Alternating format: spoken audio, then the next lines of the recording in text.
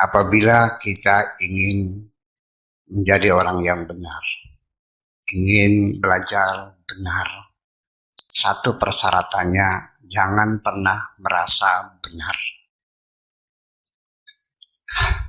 Karena kalau orang sudah merasa benar, itu sudah tidak benar. Nabi Muhammad itu orang yang dijamin benar oleh Tuhan. Tetapi dia tidak pernah merasa benar.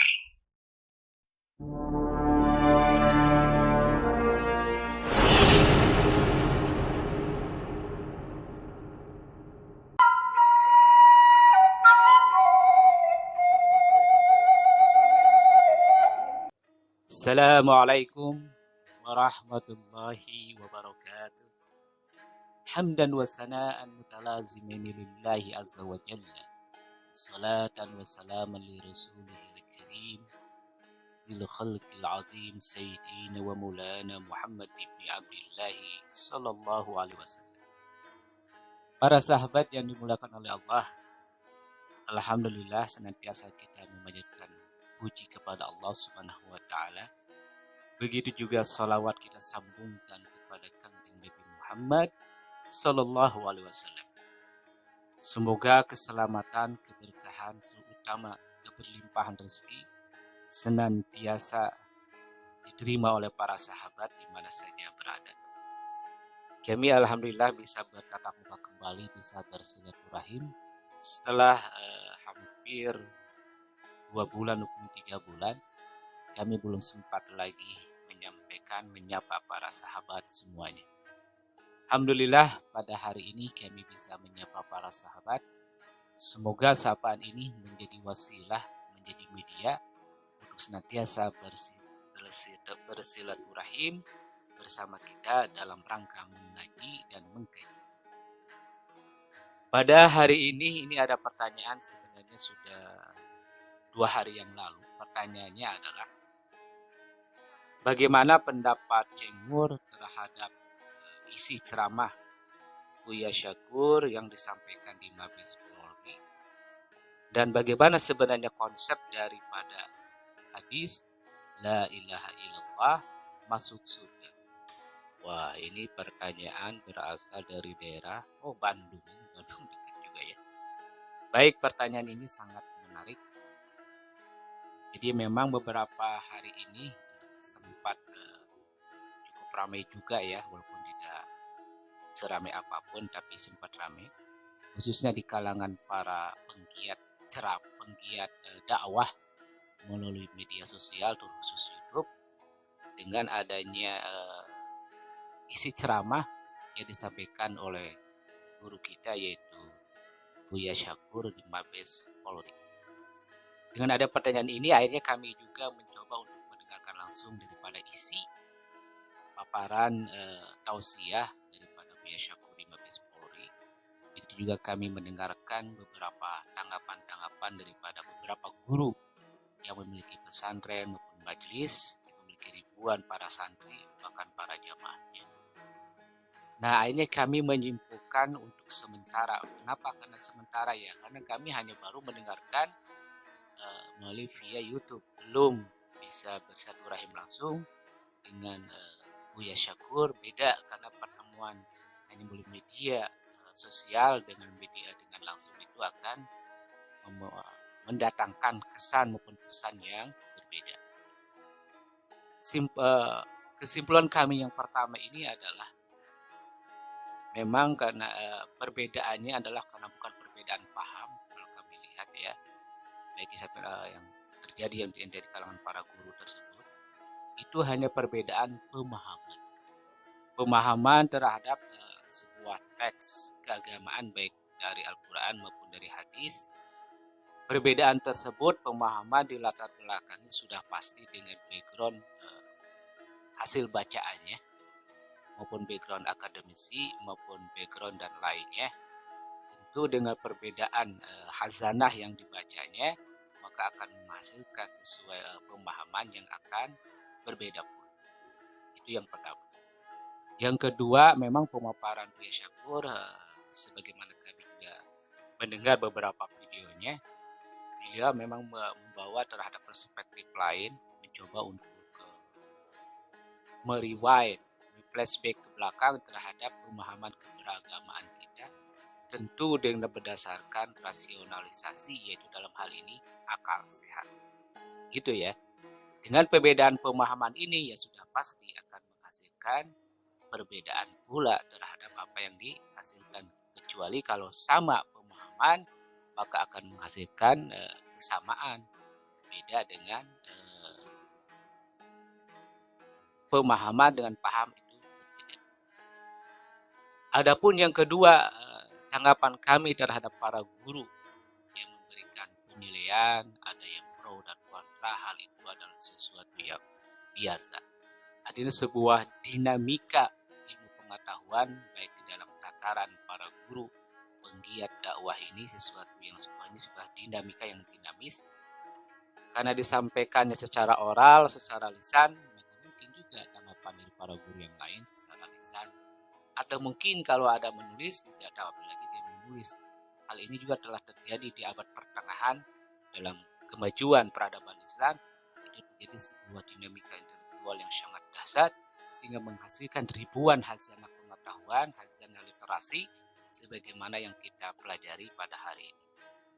Nah, yang penting bagi kita sebagai jamaah dengan adanya tanggapan-tanggapan dari para guru lainnya terhadap isi ceramah Buya Syakur, hikmah yang paling besar itu yang pertama adalah ini sebagai pengayaan khazanah terhadap sebuah diskursus, kalaulah kita mengatakan sebuah diskursus atau terhadap sebuah tema tertentu. Dalam hal ini adalah tema tentang bagaimana masyarakat memahami terhadap keberagaman. Ini merupakan pengayaan khazanah.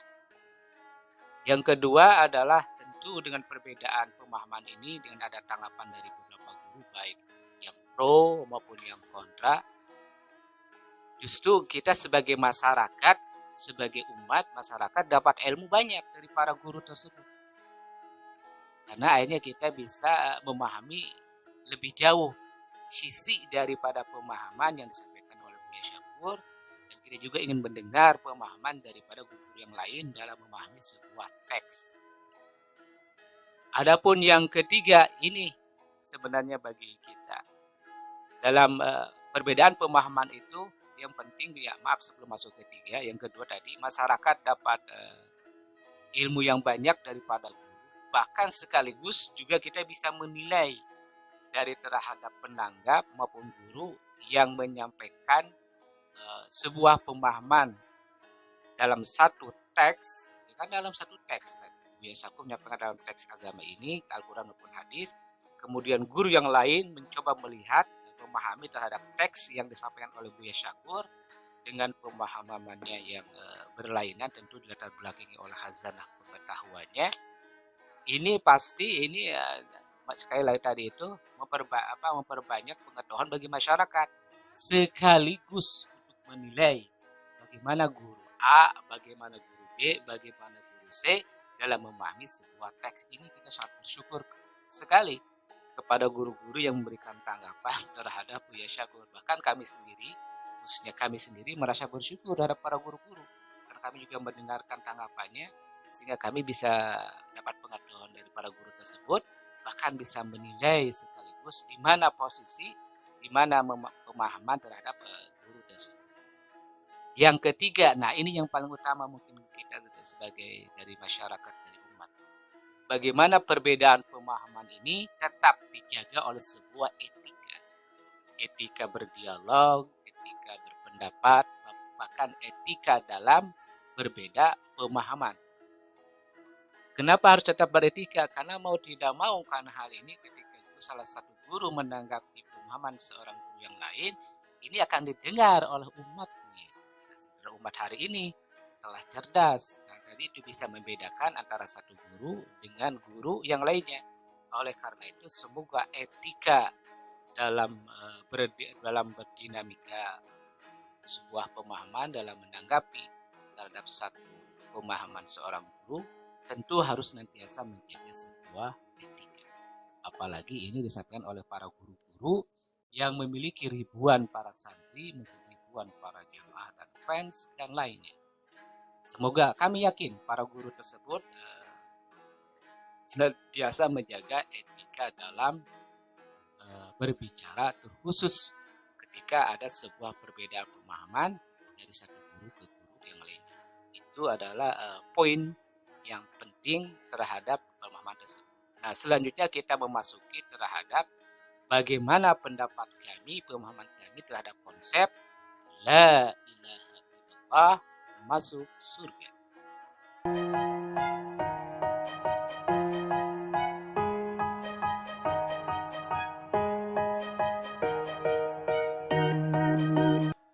Konsep kami dalam memahami terhadap hadis Rasulullah SAW maupun ayat yang ada dalam Al-Quran, di antaranya tentang konsep La ilaha illallah yang berbunyi man kana akhiru kalamihi La ilaha illallah dakhala jannah. Barang siapa yang akhir daripada hidupnya mengucapkan La ilaha illallah masuk surga. Hadis ini kami boleh mengatakan 1000% benar adanya. Kenapa 1000% adanya, sekalipun nanti dalam ayat yang lain, kalau kita bandingkan dengan ayat, itu akan ada menimbulkan perbedaan yang jauh. Kenapa perbedaan yang jauh? Karena bunyi ayat dalam surat Al-Baqarah ayat 214 yang berbunyi A'udzubillahi minasyaitonirrajim, Bismillahirrahmanirrahim. Am hasibtum an tadkhulul jannah walamma ya'tikum masalul ladzina khalau min qablikum massathumul ba'sa'u wadh-dharra wa zulzilu hatta yaqula ar-rasulu wal ladzina amanu ma'ahu mata nasrullah ala inna nasrullahi qarib. Apakah engkau menyangka, apakah kalian menyangka bahwa kalian akan masuk surga sementara belum datang kepada kalian sebagaimana apa yang dialami oleh umat-umat sebelum kau? Apa itu yang belum datang kepada kalian yang misalkan kita menyangka akan masuk surga? Apa yang belum menimpa kepada kita? Di antaranya adalah massathumul ba'sa'u wadh-dharra. Yang dialami oleh umat-umat dahulu itu adalah ba'sa. Ba'sa itu artinya melarat. Melarat artinya kurang makanan, miskin. Mereka sangat hidup susah. Ketika tadi itu mereka hidup susah membeli yang namanya La ilaha illallah itu dengan kemiskinan, dengan kekurangan makanan. Jadi bahkan boleh dikatakan dengan kemelaratan, bahkan wal-dharra, dengan sebuah penyakit, wabah dan sebagainya. Mereka dalam keadaan terpuruk dalam untuk memenangkan, dalam rangka untuk meraih masuk surga. Bahkan mereka itu wazul zilu, bahkan mereka digoyangkan. Ditanamkan ada rasa sebuah ketakutan, sehingga mengatakan Rasul juga yang bersama orang-orang beriman pada saat itu mata nasrullah, ya Allah, kapan kalau gitu kemenangan akan datang kepada kami ini? Kata Allah, ala inna nasrullah qarib. Wahai Rasul dan orang yang beriman, jangan khawatir bahwa inna nasrullahi qarib, kemenangan dari Allah pada waktu dekat. Justru makanya antara hadis yang tadi itu dengan masuk mengucapkan, hanya mengucapkan saja dari kalam masuk La ilaha illallah, dengan mengucapkan itu masuk surga, dengan ayat yang tadi ini, yang ayat 214, mereka harus beli dengan tadi itu, dengan kemiskinan, kemelaratan, penderitaan, bahkan rasa ketakutan, bisa meraih yang namanya dakhalal jannah. Kenapa ya demikian? Nah, ini sebuah pertanyaan yang menarik untuk dibahas dalam konteks pertanyaan sahabat tadi yang berasal dari Bandung.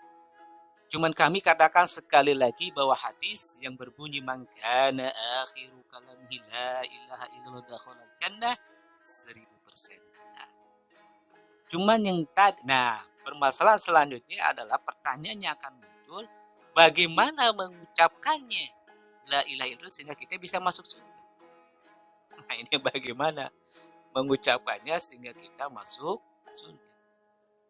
Karena kalau kita flashback, kalau kita renungi tentang ucapan tadi itu, kita ingat, misalkan kita ambil sebuah contoh.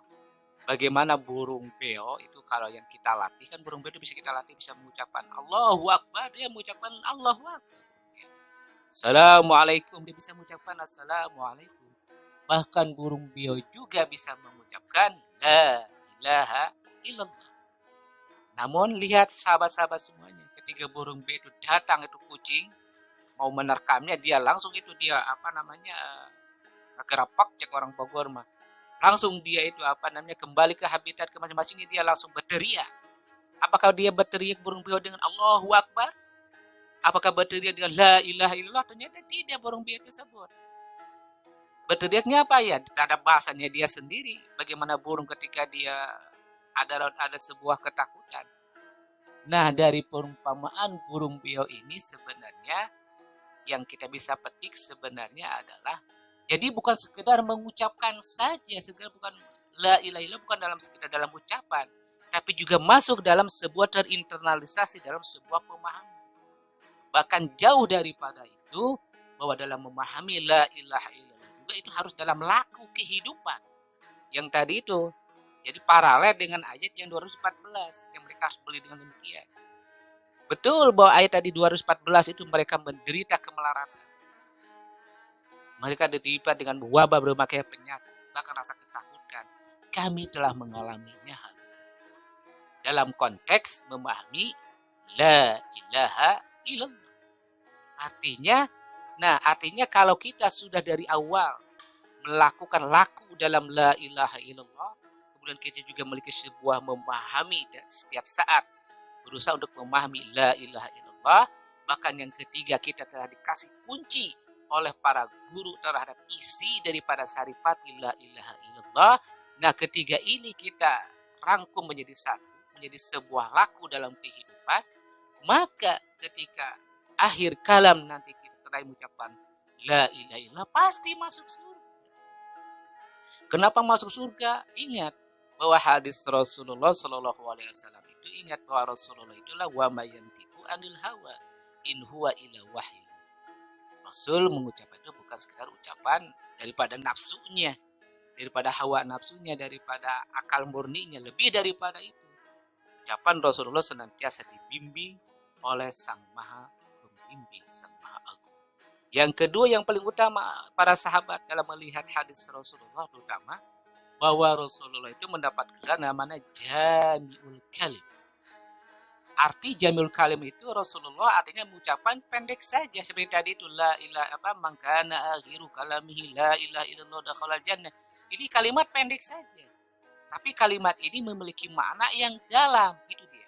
Arti Jami'ul Kalim itu adalah ucapannya sederhana pendek tapi maknanya dalam, bahkan bisa diurai menjadi ratusan halaman bahkan ribuan halaman.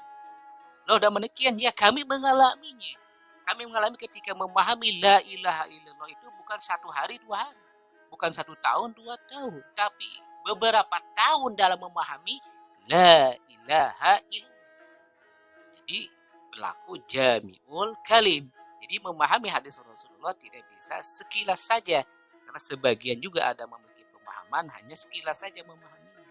Maka kami berani mengatakan hadis Rasulullah yang tadi kami ucapkan man kana akhiru kalami la ilaha illallah dakhalal jannah itu 1000% benar.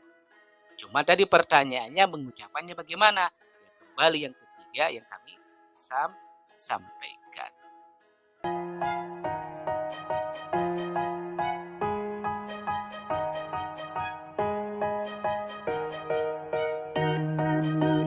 Sahabat yang dimulakan oleh Allah, kembali lagi ke hadis Rasulullah man kana akhiru kalami la ilaha illallah dakhalal jannah. Untuk memahami hadis daripada ini dan agar kita betul bisa meraih yang namanya dakhalal jannah, kalaulah memang kita masih ingin namanya surga. Kenapa saya kata demikian? Silakan lihat video-video kami. Apakah kita masih perlu mencari yang namanya mengharapkan surga, atau juga masih perlu kita khawatir dengan neraka? Silakan lihat pembahasan tentang video-video daripada kami ya. Baik. Sekarang untuk memahami hadis tadi maupun ayat daripada surat Al-Baqarah ayat 214, yang pertama harus dilakukan oleh para sahabat adalah mari kita merenung terhadap perjalanan kita dalam memahami kalimat la ilaha illallah. Kenapa harus kita merenungi? Karena kita harus flashback, harus rewind terhadap bagaimana keberagamaan, terutama bagaimana terhadap pemahaman kita terhadap konsep la ilaha illallah. Minimal ketika kita setelah balik umur ya, setelah kita balik ya minimal mulai kelas 1 SMK, setelah mulai balik, setelah bisa membedakan, setelah bisa berpikir dengan baik, apakah memahami kita la ilaha illallah saat ini sama ketika kita masih SMP, sama ketika kita masih 20 tahun yang lalu, sama ketika kita masih 10 tahun yang lalu, bahkan 5 tahun yang lalu, sama atau tidak? Silakan sahabat-sahabat semuanya merenung di tengah malam kesendirian, renungi pemahaman terhadap la ilaha illallah. Nah, dengan merenungi terhadap kita memahami la ilaha illallah, barulah kita akan mendapatkan petunjuk. Arti petunjuk kita akan tahu mengoreksi diri sendiri, introspeksi. Nah, ini kita akan mengetahui setelah di mana posisi kita dalam memahami la ilaha illallah. Apakah kita layak mendapatkan tadi itu dalam hadis Rasulullah dakhala jannah langsung yang kita merenungi. Terus yang kedua, apakah memang kita telah sama sebagaimana umat-umat yang terdahulu seperti yang disebut dalam surat Al-Baqarah 214 atau tidak? Silakan sahabat renung. Pasti dengan sering merenungi terhadap itu, sahabat akan tahu sendiri dan dengan secara langsung tidak akan menyalahkan orang lain, bahkan juga tidak akan membenarkan langsung kepada seseorang karena sahabat memiliki pemahaman tersendiri. Itu yang paling penting. Adapun yang nomor kedua adalah kita harus mulai masuk memahami bagaimana sebenarnya laku daripada kalimat la ilaha illallah dalam kehidupan. Ini harus ditanyakan oleh sahabat kepada guru-guru sahabat. Karena guru-guru sahabat yang akan lebih tahu terhadap perjalanan ruhani sahabat itu sendiri.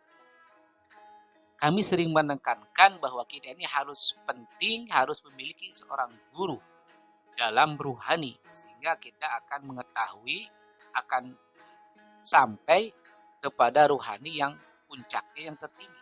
Hari ini aja kita belajar kan bukan sekedar TK aja. Kita dulu pernah TK minimal, pernah SD, pernah SMP, SMA. Kalau sempat punya kesempatan, kita sempat mengenyam di pendidikan dalam strata S1. Ada kesempatan kita strata S2, S3 sampai nanti kepada guru besar. Nah, sama dalam memahami la ilaha illallah juga itu ada tingkatan-tingkatan. Nah, semoga dengan sahabat punya guru, senantiasa dibimbing oleh para gurunya, maka sahabat akan mengetahui telah di manalah stratanya. Apakah kita masih di SD dalam memahami la ilaha illallah? Apakah memang kita telah SD? Ya. Bahkan telah menjadi guru besar dalam memahami la ilaha illallah, sehingga kita mengetahui bagaimana konsep la ilaha illallah diterapkan dalam kehidupan. Itu yang nomor 2. Adapun yang nomor 3, yang penting ini yang sangat penting juga dikatakan oleh sahabat yang mulia, baik mana saja berada. Ini pengalaman kami ya. Ini pengalaman. Jadi yang kami sampaikan ini betul-betul pemahaman kami, bahkan pengalaman, bukan secara teori, baru katanya, tapi kami juga menjalani. Yang ketiga adalah kita harus mendapatkan saripati ilmu daripada la ilaha illallah. Loh, kenapa harus masih kita mencari saripati daripada ilmu la ilaha illallah? Sahabat yang diberikan oleh Allah ada 2. Harus kita pahami, ada ilmu, ada pemahaman. Kalau ilmu itu ada batasnya. Sama ilmu la ilaha illallah itu ada batasnya. Tapi yang tidak ada batasnya itu adalah pemahaman. Artinya memahami la ilaha illallah setelah kita mengetahui ilmu saripati daripada kunci la ilaha illallah, baru kita memahami itu step by step dari hari ke hari. Dari minggu ke minggu, dari bulan ke bulan, dari tahun ke tahun. Bahkan sepanjang masa, sepanjang hidup dalam memahami la ilaha illallah. Apakah demikian? Kami mengalami.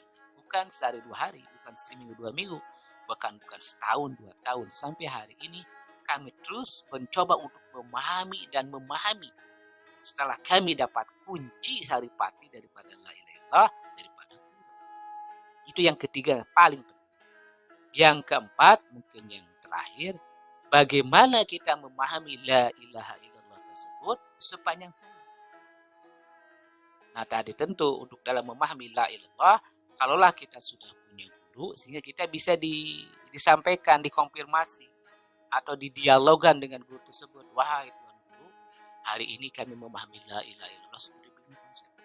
Nah nanti guru itu akan membimbing, terus akan masuk dan akan maju dan maju dalam kehidupan kita ini. Oleh karena itu, sekali lagi, kalaulah kita memiliki guru, terutama dalam memahami la ilaha illallah, pasti sahabat semuanya akan mengetahui di mana sahabat telah memahami daripada konsep la ilaha illallah. Pasti di ujungnya sahabat, kami bisa garansi 1000%, bukan 100% lagi. Kalau sahabat terus mencoba untuk memahami la ilaha illallah dan ada guru yang membimbing, maka sahabat akan mengatakan pasti man kana akhiru kalamihi la ilaha illallah dakhala jannah. Sahabat berani mengatakan 100% benar. Bukan benar karena kita merasa ada sebuah doktrin bahwa Rasulullah itu adalah maksum, bahwa Rasulullah sudah mengatakannya dari wahyu. Bukan sekadar itu, tapi memang benar-benar sahabat memahaminya dari akalnya, dari pemahaman. Sahabat punya pemahaman. Di samping tadi sudah pasti hadis dan Quran, hadis itu adalah perkataan benar, itu sudah benar. Tapi bagaimana kita membenarkan yang benar tersebut? Kita harus benar. Artinya kita harus punya pemahaman juga sampai ke level benar. Sehingga kalau kita sudah punya level benar, maka kita bisa membenarkan perkataan yang mungkin itu yang bisa kami sampaikan kepada khususnya sahabat dari Bandung dalam menanggapi isi daripada perkataan atau tausiah guru kita yaitu Buya Syakur, maupun terhadap mungkin oleh para guru-guru yang lainnya. Semoga apa yang kami sampaikan ini bermanfaat, terutama jika kami menyampaikan dalam konsep la ilaha illallah, itu baru bahas sekilas. Semoga dalam kesempatan yang lain kami akan membahas lebih jauh daripada la ilaha illallah. Tapi sahabat semuanya bisa silakan lihat di beberapa video kami tentang bagaimana konsep tentang kematian, sakaratul maut, maupun juga tentang konsep dalam memiliki seorang guru, bagaimana memiliki seorang guru. Mungkin itu yang bisa kami sampaikan dan kami akhiri. Wassalamualaikum warahmatullahi wabarakatuh.